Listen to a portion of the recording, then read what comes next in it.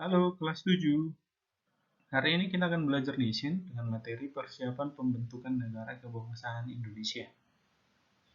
Nah, setelah Jepang mengalami bayang-bayang kekalahan, setelah dibom sekutu dua kota besar di Jepang saat itu, maka Jepang menjanjikan kemerdekaan kepada Indonesia. Nah, dengan itu, untuk mewujudkannya, Jepang membentuk BPUPKI. Seperti apa BPUPKI? Mari kita lihat.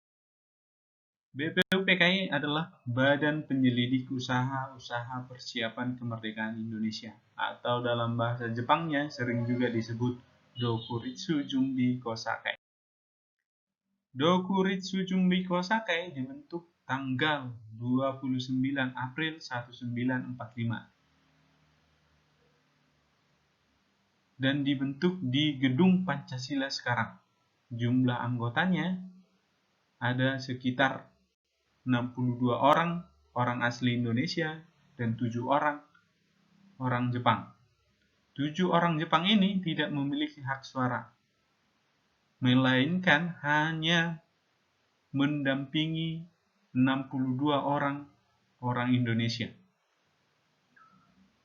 Nah, ketuanya sendiri yang terpilih adalah Dr. Rajiman Widyo Diningrat. BPUPKI akan mengadakan 2 sidang secara resmi. Sidang pertama itu yang akan kita bahas hari ini. Nah, sidang pertama dilaksanakan tanggal 29 Mei 1945 sampai 1 Juni 1945. Agenda sidang pertama yaitu membahas pandangan mengenai bentuk negara Republik Indonesia, dan disepakati saat itu adalah Negara Kesatuan Republik Indonesia atau NKRI. Nah, yang kedua, merumuskan konstitusi negara Republik Indonesia. Berbicara konstitusi, kita berbicara tentang hukum dasar. Nah, hukum dasar itu yang menjadi landasan dari sebuah negara. Maka saat itu, mereka harus mencari konstitusi yang pas untuk Negara Kesatuan Republik Indonesia. Nah, kalau sekarang konstitusi kita adalah Undang-Undang Dasar 1945. Itu yang menjadi hukum tertinggi di Negara Kesatuan Republik Indonesia. Nah, yang ikut ambil bagian dalam sidang pertama BPUPKI. Yang pertama, yang memberikan usulan saat itu adalah Bapak Muhammad Yamin. Dia memberikan usulan tanggal 29 Mei 1945. Usulannya yang pertama, peri kebangsaan, peri kemanusiaan, peri ketuhanan, peri kerakyatan, dan kesejahteraan rakyat. Ada 5 usulan. Ini adalah Bapak Suhomo. Dia memberikan usulannya tanggal 31 Mei 1945. Yang dia usulkan ada 5 juga yang menjadi dasar negara Indonesia merdeka. Yang pertama tentang persatuan, kekeluargaan, mufakat atau demokrasi. Yang keempat musyawarah, dan yang kelima adalah keadilan sosial. Dan yang terakhir yang memberikan usulan adalah Bapak Soekarno. Nah, Bapak Soekarno ini adalah yang mempelopori lahirnya Pancasila. Pada saat dia memberikan usulan, dalam 5 usulannya itu dia menyebutnya sebagai Pancasila atau 5 sila. Yang pertama, dia mengatakan tentang kebangsaan Indonesia. Kebangsaan Indonesia berarti berbicara tentang persatuan orang-orang Indonesia. Yang kedua, dia berbicara tentang internasionalisme dan peri kemanusiaan. Berbicara hubungan antar manusia dengan manusia atau peri kemanusiaan. Yang ketiga, dia berbicara tentang mufakat atau demokrasi. Yang keempat, tentang kesejahteraan sosial. Dan yang terakhir adalah ketuhanan yang Maha Esa. Karena menurut dia, Indonesia adalah orang-orang yang beragama. Nah, setelah Bapak Soekarno memberikan usulan Dan setelah rapat itu selesai tanggal 1 Juni, maka dibentuklah lagi Panitia 9. Nah, Panitia 9 ini beranggotakan 9 orang. Hanya 9 orang. Makanya namanya Panitia 9. Dan dibentuk tanggal 1 Juni 1945.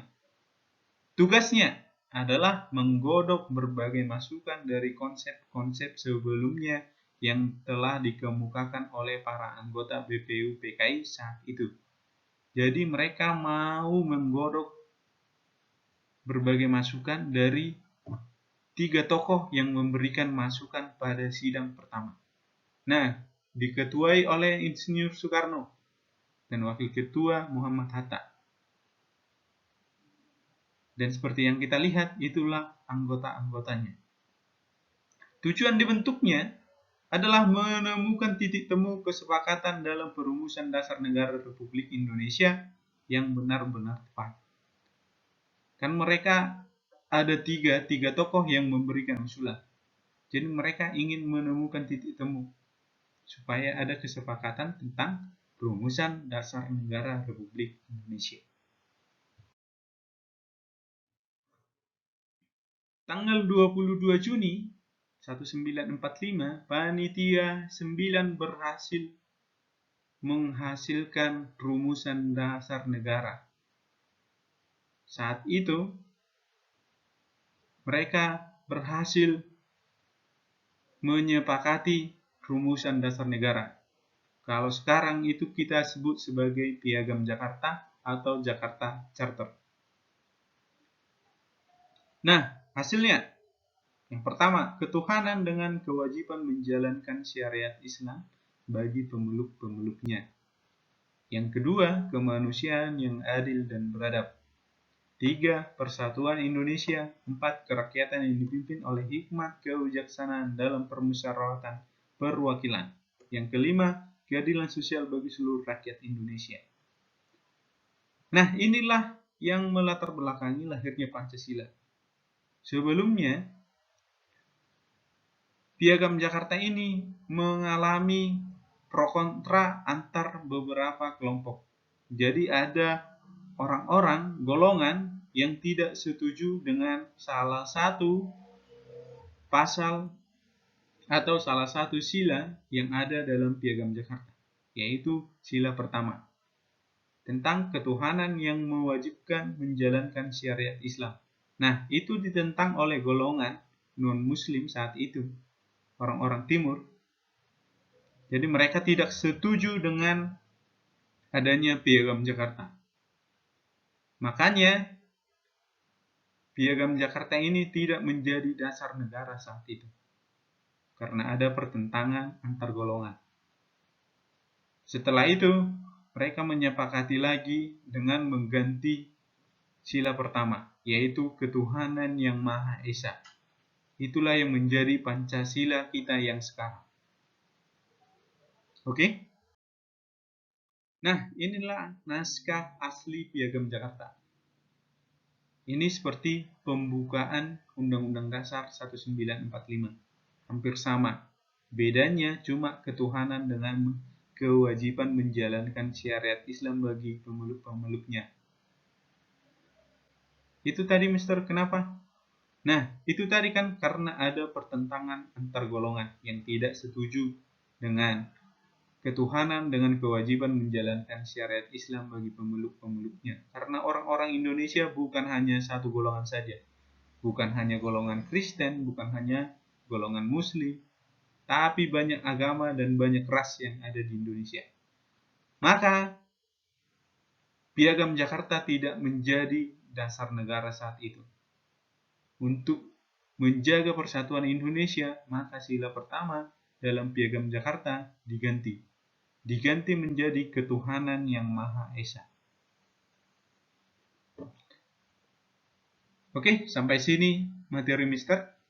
Kita kembali ke materi yang akan datang. Thank you.